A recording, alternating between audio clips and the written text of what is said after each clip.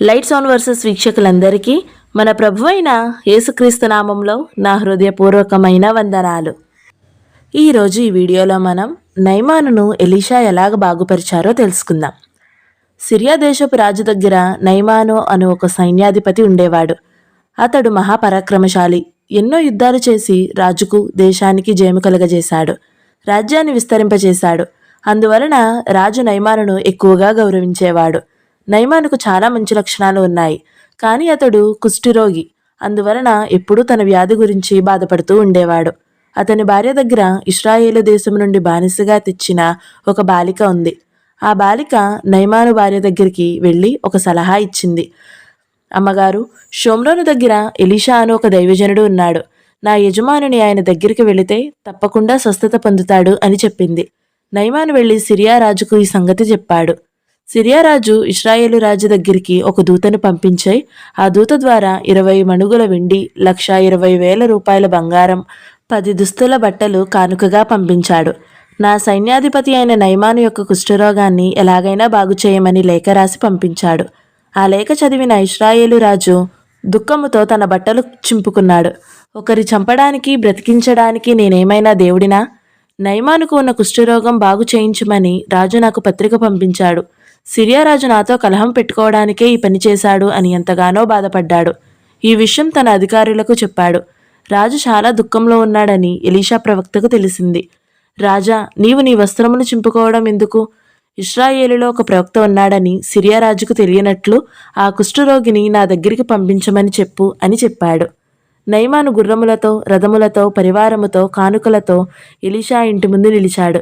అప్పుడు ఎలీషా, నీవు వెళ్ళి యోర్దాను నదిలో 7 సార్లు స్నానం చెయ్యి, నీ కుష్ఠరోగం బాగుపడుతుంది అని ఒక దూత ద్వారా చెప్పి పంపించాడు.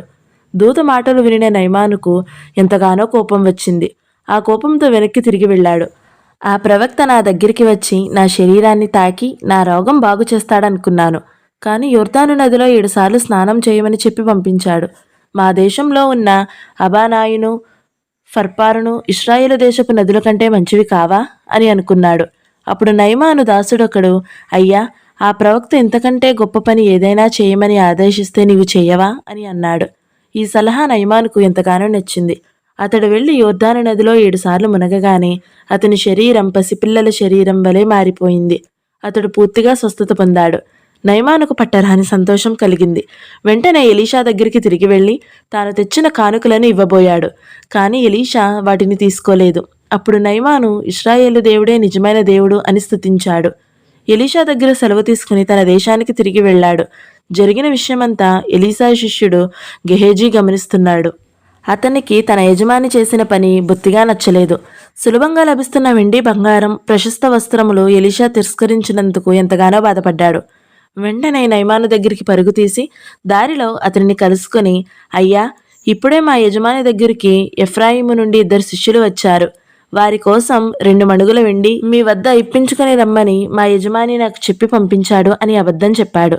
నయమాను గెహేజీ మాటలు నమ్మి, నీకిష్టమైతే రెట్టింపు తీసుకుని వెళ్ళు అని చెప్పి సేవకుల ద్వారా 4 మణుగుల వెండి, 2 జతల బట్టలు సేవకుల ద్వారా ఇచ్చి పంపించాడు. గెహేజీ వాటిని దాచిపెట్టి ఏమీ ఎరుగని వాడి వలె ఎలీషా ఎదుటికి వచ్చి నిలబడ్డాడు.